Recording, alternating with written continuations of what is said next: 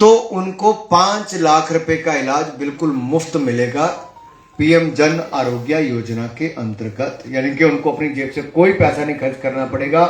कोई delivery boy आपके यहां पर है तो उसको पैसा भारत सरकार देगी उसके इलाज के लिए। चिंता भी आपकी हमने मुक्त कर दिया है।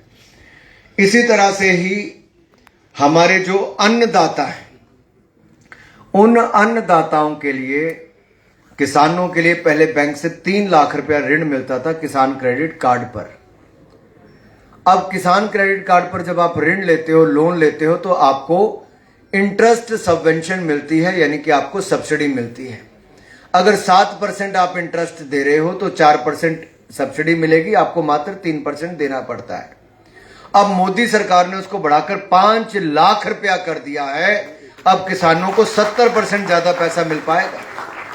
इससे किसान अपने टूल इक्विपमेंट और ज्यादा खरीद सकते हैं, अपनी खेतीबाड़ी को बढ़ा सकते हैं। और हमने 100 डिस्ट्रिक्ट ऐसे और पकड़े हैं जिसके 1,70,00,000 किसानों को उनकी फसल पैदावार को बढ़ाने के लिए हम लोग ताकत लगाएंगे और उसमें भी हम उनकी मदद करने वाले एक योजना हम वो भी लेकर आ रहे हैं। 3 दालों को हम अपने ही देश में और पैदा करेंगे, विदेश से इंपोर्ट नहीं करेंगे। आत्मनिर्भर पल्सेस के यानी कि दालों के क्षेत्र में बनाएंगे, तो वो भी हम करने जा रहे हैं साथियों।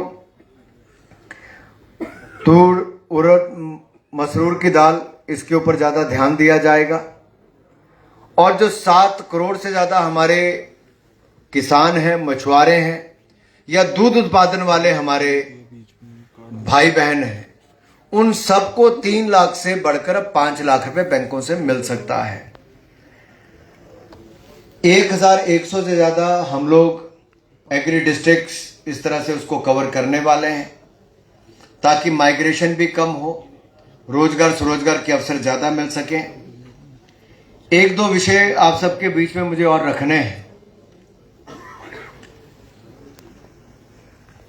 जम्मू कश्मीर में टूरिज्म बड़ी तादाद में चलता है। 50 टूरिज्म डेस्टिनेशन की साइट्स को हम और विकसित करेंगे और इसको चैलेंज मोड के रूप में लेंगे। और मेरा आप सबसे निवेदन है कि आप लोग भी इसमें मदद करें ताकि आप डालें कि आपका पसंदीदा टूरिस्ट डेस्टिनेशन कौन है, उसको हम चिन्हित करते हैं, उसमें आप क्या सुविधा देखना चाहते हो, उसका फायदा मिलेगा। और मुद्रा लोन हम होम स्टे वालों को देंगे ताकि आप अपने घर में 2 कमरे एक्स्ट्रा रख के उसको दे सकते हो, तो आपकी आमदन भी शुरू हो जाएगी। परफॉर्मेंस लिंक्ड इंसेंटिव स्कीम ये दी जाए, स्टार्टअप्स है या मैन्युफैक्चरिंग है, उसके लिए भी भारत सरकार योजना लेकर आ रही है ताकि आप उस दिशा में भी आगे बढ़ें। उसमें विंड टर्बाइन से लेके ईवी बैटरीज कमी आ रही है। दुनिया भर के देशों में जहां एज सोसाइटी हो रही, जापान हो, जर्मनी वैसे अन्य देशों में, वहां और ज्यादा लोगों की आवश्यकता है। मैं पहली बार जर्मनी 1997 में गया था, तब से लेके अब तक मेरा कई बार जाना हुआ। एक बड़ा बदलाव मैंने देखा। आज वो भारत की ओर बड़ी उम्मीद भरी नजरों से देखते हैं। उनको लगता है भारत में युवाओं की कोई कमी नहीं, भारत में युवाओं की बड़ी संख्या है। वो नर्सिस हो, इंजीनियर हो, व्हाइट कॉलर जॉब हो, ब्लू कॉलर जॉब्स हो, कोई भी हो, भारत के युवा हमारे यहां पर आकर काम कर सकते हैं, हमारी अर्थव्यवस्था को बढ़ाने में मदद कर सकते हैं। वो कोलैबोरेशन करने के लिए ढूंढ रहे हैं कि भारत की कंपनीज के साथ हमारी कोलैबोरेशन हो सके। तो साथियों, ये जो भारत सरकार के कदम है कि आप अपनी क्षमता बढ़ाएं, एक और आप अपनी क्षमता बढ़ाएं, दूसरी ओर कोलैबोरेशन करें या फिर दूसरों के साथ काम करें, तो इसमें कुल मिलाकर भारत की अर्थव्यवस्था को बल मिलेगा। लेकिन ये जो स्किल सेंटर्स की मैं बात करता हूं, इसका पूरा फायदा भारत की इंडस्ट्रीज को और कहीं हद तक हम विदेश की इंडस्ट्रीज को भी दे सकते हैं। लेकिन उससे पहले एक रोल आता है जब बच्चा पैदा होता है या महिला गर्भवती होती है, उस समय तो 1 करोड़ गर्भवती महिलाओं को, 8 करोड़ बच्चों को, 20 लाख एडोलेसेंट गर्ल्स को सक्षम आंगनवाड़ी 2.0 के अंतर्गत हम लोग लाए हैं ताकि वो अनिमिक ना हो, वो कुपोषण का शिकार ना हो, मैल नरिशमेंट के केसेस जो है उनसे बचा जा सके। इसके लिए करोड़ रुपए का प्रावधान किया गया है।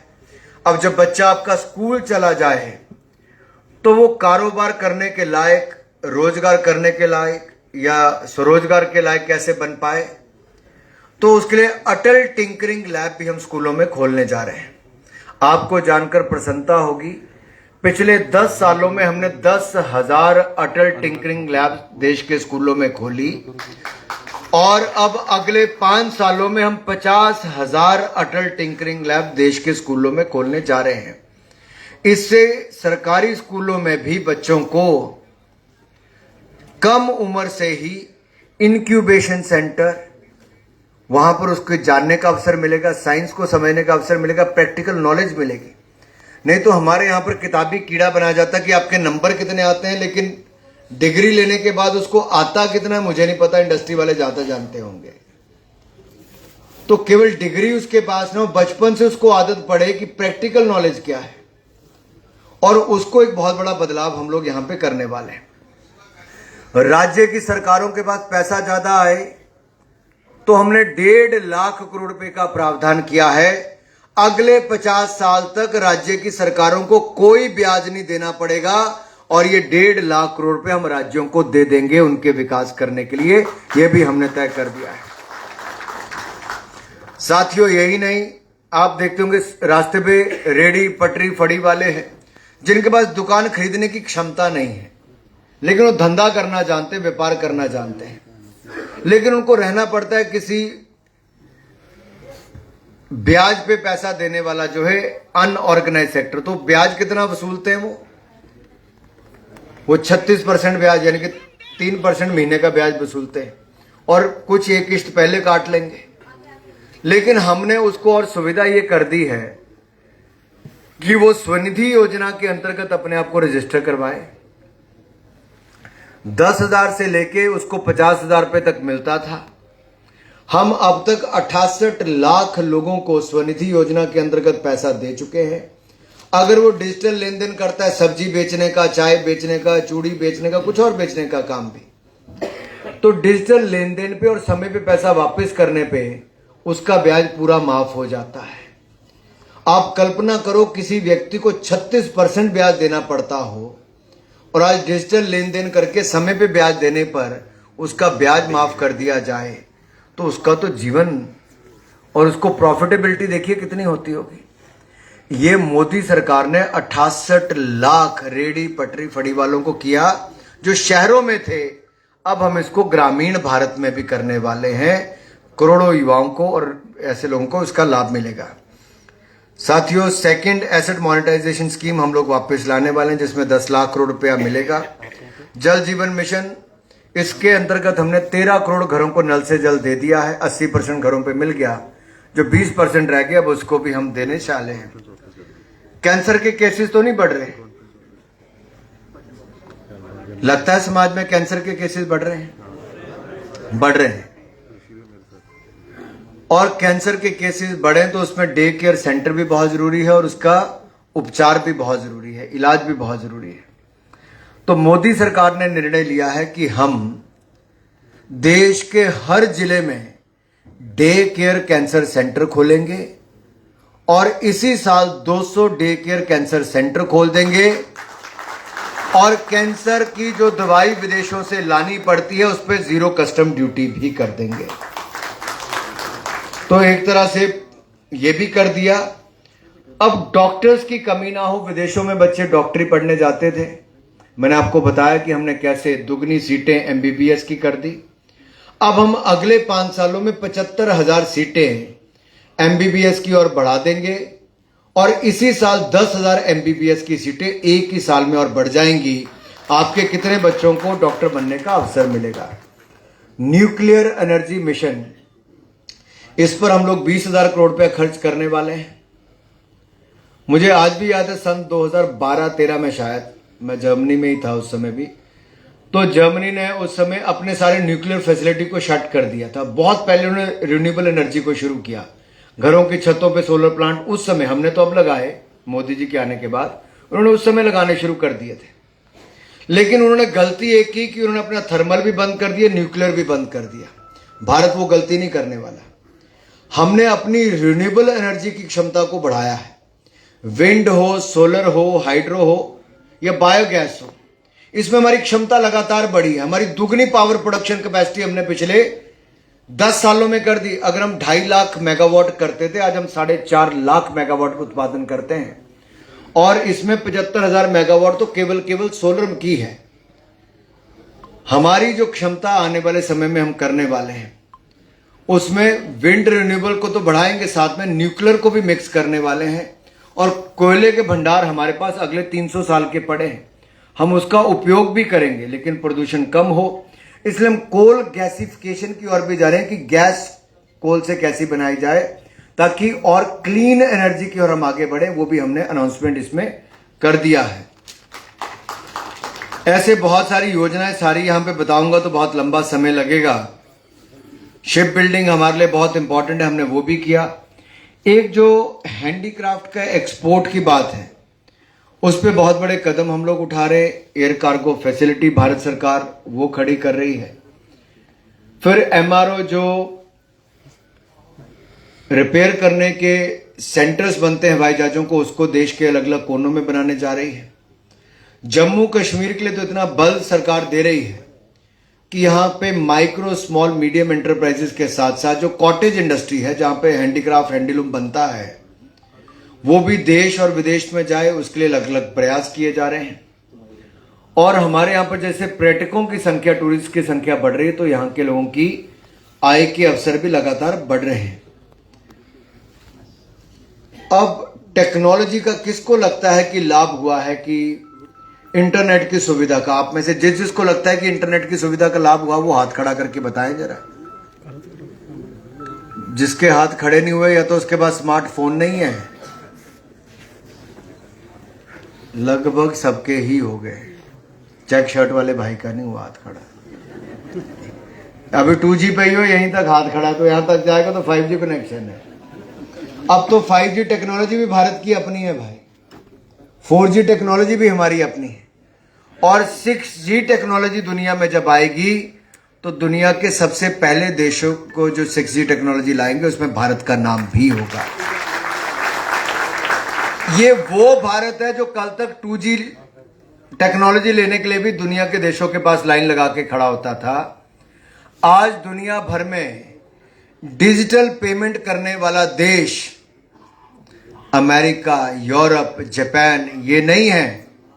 दुनिया की 46% डिजिटल पेमेंट, 46% डिजिटल पेमेंट दुनिया की भारत से होती है। एक रेडी वाला, रिक्शे वाले से लेके आप जैसे बड़े बड़े उद्योगपति भी करते हैं, और दुनिया के देशों में आज भी वो चेक काट रहे हैं या फिर अपने कैश से पैसा बांट रहे हैं, वैसा चल रहा है। इसलिए टेक्नोलॉजी हमारे जीवन का एक हिस्सा बन गया है। इसलिए हमने प्रयास करें कि देश के जो ग्रामीण स्कूल है, जो सरकारी स्कूल है, भारत नेट के माध्यम से जो हमने देश के सभी पंचायतों तक ऑप्टिकल फाइबर डाल दी है, हर गांव तक ऑप्टिकल फाइबर डाल के गांव के स्कूल को इंटरनेट का कनेक्शन देंगे, ब्रॉडबैंड कनेक्टिविटी देंगे, ताकि आपके बच्चों को स्मार्ट क्लासरूम मिल सके, और केवल स्मार्ट क्लासरूम नहीं, उनको स्मार्ट शिक्षा भी मिल सके। ये सरकारी स्कूलों के लिए भारतीय जनता पार्टी की मोदी सरकार ने करके दिखाया है। अंत में इनडायरेक्ट टैक्सेस के बारे में मैं इतना ही कहूंगा। जो जीएसटी हम लोग लेकर आए, कुछ लोग उस समय जीएसटी का विरोध करते थे। आज आप देखिए, जो टोल नाके थे वो भी खत्म हो गए, ट्रांसपोर्टेशन का टाइम कम लगता है। जहां 90,000 करोड़ रुपया ही मात्र टैक्स इकट्ठा होता था कोविड से पहले, आज 1,75,000 करोड़ रुपया on an average GST collection होती है। इससे राज्यों को भी लाभ मिला है, इससे विकास की योजनाएं भी बढ़ी हैं। और एक बात मैं आपसे और कहूं, जो हमारे टीडीएस इकट्ठा करते थे, जो स्मॉल टैक्स पेयर से, अब हमने उसको भी बढ़ा के, जो आपको रेंट आता है उस पे पहले 2,40,000 रुपये पे टीडीएस कटता था, अब उसको 6 लाख पे तक बढ़ा दिया है। और इसी तरह से जो हमारे सीनियर सिटीजन हैं, उनको 50,000 की आमदन पे ही टीडीएस देना पड़ता था, टैक्स डिडक्शन होता था। अब उनको दुगना कर दिया है, 1 लाख तक उनको भी छूट दे दी गई है। न्यू इनकम टैक्स बिल हम लेकर आए हैं, अब वो कमेटी को दिया गया है, अगले सत्र में वो आ जाएगा। जब इतनी मोटी किताब आपको इनकम टैक्स की पढ़नी पड़ती थी, हम उसको लगभग आधी कर देंगे और सरल कर देंगे ताकि आम नागरिक भी इनकम टैक्स को बेहतर समझ पाए, सरलता से समझ पाए और उसको ज्यादा मुश्किल ना हो।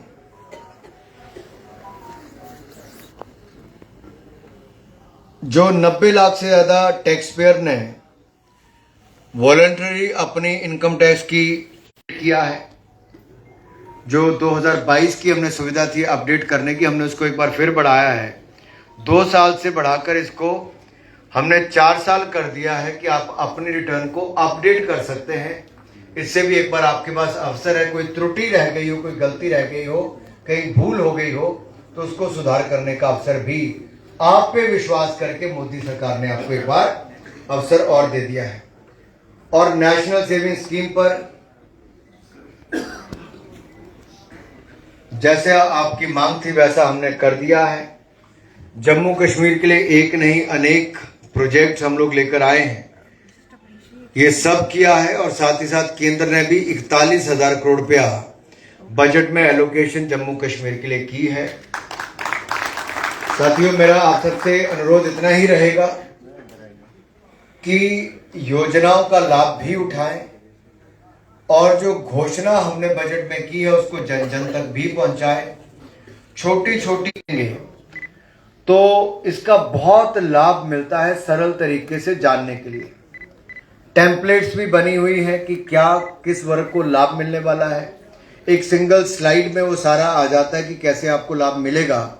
जैसे 1.5 लाख करोड़ रुपया केवल और केवल एमएसएमई सेक्टर को बैंकों से ऋण की सुविधा ज्यादा मिल जाएगी केवल क्षमता बढ़ाने से।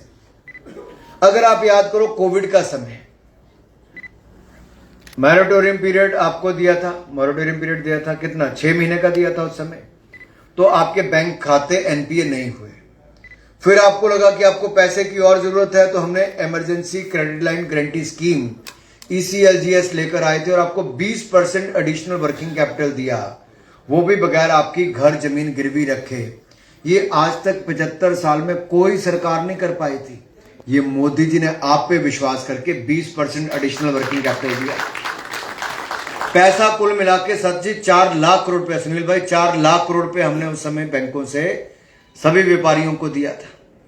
और उसका कारण है कि लगातार भारत की अर्थव्यवस्था को इनकी मेहनत के कारण उसका बल मिला। लेकिन योजना सरकार की थी, मेहनत तो उद्यमियों की, उद्योगपतियों की थी। आज वही ताकत आपको इनकम टैक्स में छूट देकर बाकी जगह जहां जहां राहत देने की बात है, बैंकों से मदद करने की बात है, वो कर रहे हैं। सरकार ने अपना कैपिटल एक्सपेंडिचर 10,68,000 करोड़ रुपया इस साल के लिए रखा है। पिछले साल वो 11 लाख करोड़ था, उसके पिछले साल 10 लाख करोड़ था, उसके पिछले साल 7.5 लाख करोड़ था। अगर आप कांग्रेस के 10 साल का कुल मिला के कैपिटल एक्सपेंडिचर देखेंगे तो हमारे 2 साल से भी कम था, 10 साल का मिला के। तो इसका मतलब सरकार जब ज्यादा निवेश कर रही है तो उतना रोजगार, उतना व्यापार, उतने अवसर और ज्यादा मिल रहे हैं। और ये सारे के सारे अवसर भारत और भारतीयों के लिए हैं और भारत को विकसित भारत बनाने की दिशा में है। तो आइए एक ही संकल्प हम लेकर जाएं कि ईमानदारी के साथ व्यापार को आगे बढ़ाएंगे, भारत के विकास को 4 चांद लगाएंगे और 2047 से पहले विकसित भारत बनाकर दिखाएंगे। तो मन पक्का है तो बोलिए भारत माता की। जिनका मन पक्का है, भारत ने जिसको 2 हाथ है वो तो दोनों खड़े कर सकता है, जिसको दोनों साइड से थोड़ा दबा दिया गया उसको मैं समझ सकता हूं, मजबूरी है। भारत माता की, भारत माता की, भारत माता की, वंदे वंदे। बहुत बहुत धन्यवाद। मुझे पता है सुबह सुबह सबके लिए काम करने की बहुत जल्दी भी होती है, लेकिन आप पहला समय, first half of the day आप इस कार्यक्रम के लिए निकाल कर आए। मैं सभी एसोसिएशन फेडरेशंस के सभी सदस्यों का, सभी महिला उद्यमियों का, सभी अपने नेतागण का बहुत बहुत आभार प्रकट करता हूं कि आपने मुझे सुना भी, और आशा करता हूं कि आप जन जन तक की आवाज पहुंचाएंगे भी। आप सबका बहुत बहुत आभार। जय भारत, जय हिंद।